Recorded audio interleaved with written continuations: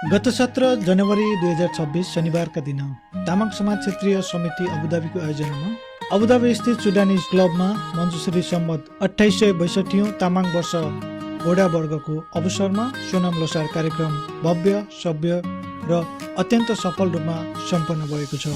Lakshmi blue तामाङको अध्यक्षतामा सम्पन्न उक्त कार्यक्रम प्रमुख संरक्षक तथा सल्लाहकार बेत्ता घिसिङ तथा क्षेत्रीय पूर्वाध्यक्ष एवं प्रमुख संरक्षक कुमार सिंह तामाङको संरक्षणमा र सन्दीप तामाङको संयोजकत्वमा आयोजना गरिएको थियो। कार्यक्रमका प्रमुख अतिथिका रूपमा नेपाल राजदूतावास युएका महामहिम राजदूत तेजबहादुर छेत्री, नेपाल राजदूतावास युएका तृतीय सचिव सोनिया डोटेल तथा हामी नेपाली ग्लोबल युए संघका अध्यक्ष दिल लामाको गरिमामय उपस्थिति रहेको थियो। साथै युएमा क्रियाशील विभिन्न नेपाली सङ्घ संस्थाका पदाधिकारीहरू तथा समाजका अग्रज व्यक्तित्वहरूको उल्लेखनीय सहभागिता रहेको थियो।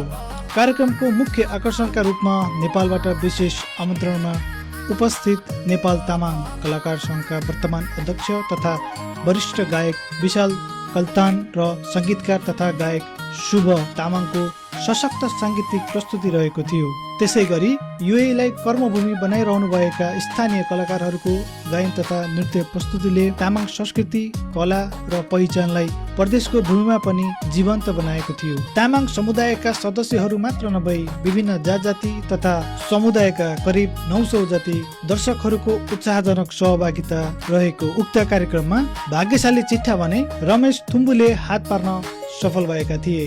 कार्यक्रमलाई सभ्य र भव्य रूपमा सफल बनाउन सहयोग पुर्याउनु हुने प्रमुख अतिथि कलाकार, मुख्य प्रायोजक, सह प्रायोजकहरू, कार्य समिति पदाधिकारी, सांस्कृतिक टोली, स्वयंसेवकहरू तथा प्रत्यक्ष अप्रत्यक्ष रूपमा साथ दिनुहुने सम्पूर्ण सहयोगीहरू र महामारी झैं उपस्थित भई कार्यक्रमलाई सफल बनाउनु हुने सम्पूर्ण दर्शकहरूप्रति तामाङ समाज युए अबुधाबीका पूर्व तथा वर्तमान उपाध्यक्ष श्याम तामाङले आफ्नो व्यक्तिगत र सम्पूर्ण तामाङ समाज युए अबुधाबी परिवारको तर्फबाट हार्दिक आभार तथा धन्यवाद व्यक्त गरेका छन्।